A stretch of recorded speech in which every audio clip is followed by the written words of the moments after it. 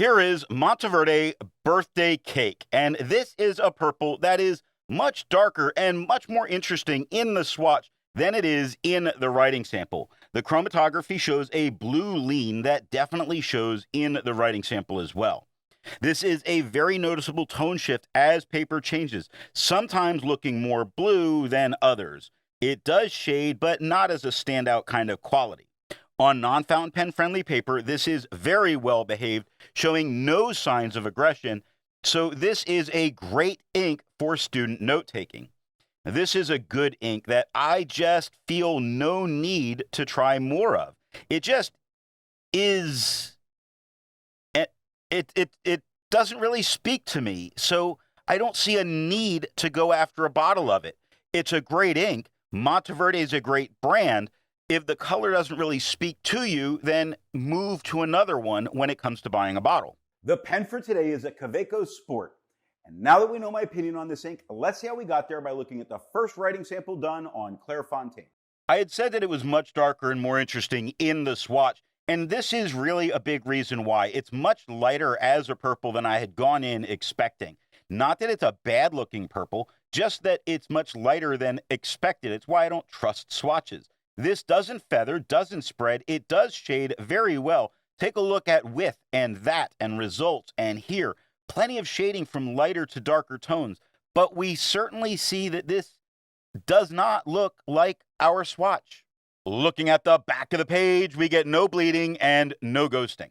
Monteverde makes more than just one ink, so let's take a look at a few other inks from Monteverde. Here is Monteverde Ironite.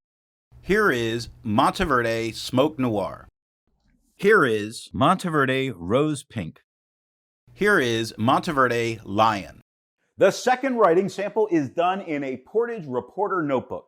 Here the tone is a bit darker than it is on the Clairfontaine. Now it doesn't feather, it doesn't spread, it does shade just as well. Look how disjoint, mostly a darker word with lighter spots in it, like the O-I-N is a little lighter than what surrounds it. Subsets show some nice darker and lighter tones. Larder is what happens when you combine lighter. I'm going to skip it because I am having problems with those words together. This looks fairly nice here. Let's say that. Looking at the back of the page, we get no bleeding and no ghosting. There's a lot to be learned by doing multiple chromatographies. The one on the left is done the way it's supposed to be done. A line of ink is put down to immediately put into water to show the separation of those colors making the ink. Now the one on the right is marked with a D. This is allowed to dry for 10 minutes before it's put into water. The third writing sample is done in a national brand Steno notebook. Here the tone is lighter than it is on the Clairfontaine, just a little bit lighter.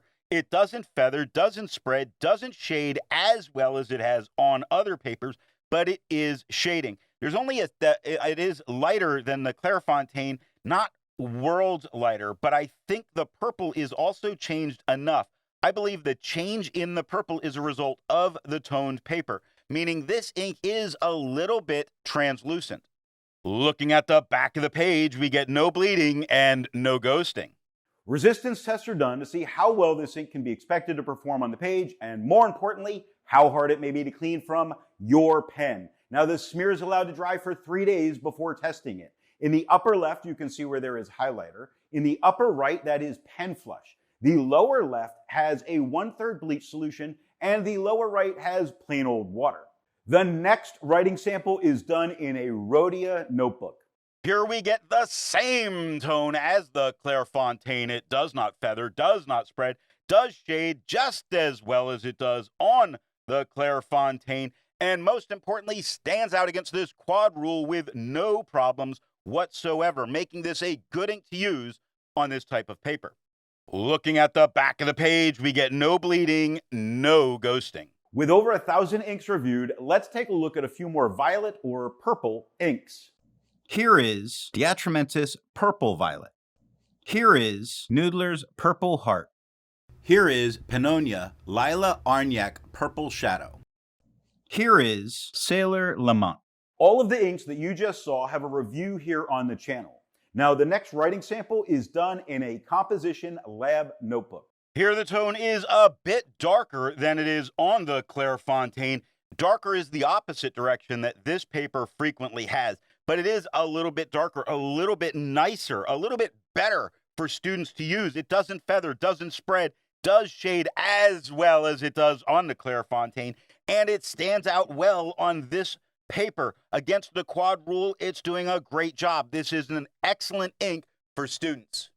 Looking at the back of the page, we get no bleeding and no ghosting. While it's nice to see inks that are in the same color family, I prefer to find inks that complement the color on the page. Here is Organic Studios Dark Green. Here is Kaweco Stormy Gray. Here is Califolio Rose Granate. Here is Noodler's Golden Brown. The best way you can support this or any channel that you like watching is to alert the retailer of where you saw the product at time of purchase. Now, the last writing sample is done on 20-pound copy paper.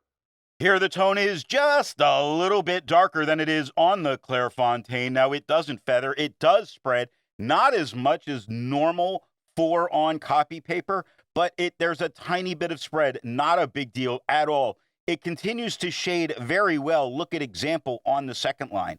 It's doing really nice. This could be a great ink to use on copy paper. Looking at the back of the page, no bleeding, no ghosting, no aggression. An excellent ink for people that regularly use copy paper, because I believe you could write on both sides with no problems.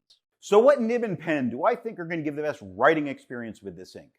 The dry fine of the Kaweco Brass Sport delivers a lighter mid-tone of purple with a blue lean that shades but leaves me blowing out the candles, wishing for more shading. Off camera, I tried this in a wet medium, which significantly darkened the tone, but not all the way to a tone of the swatch. It did look much better in a darker version I got from the wet medium. So that's why I would use a wet medium for the darker purple tone and better shading.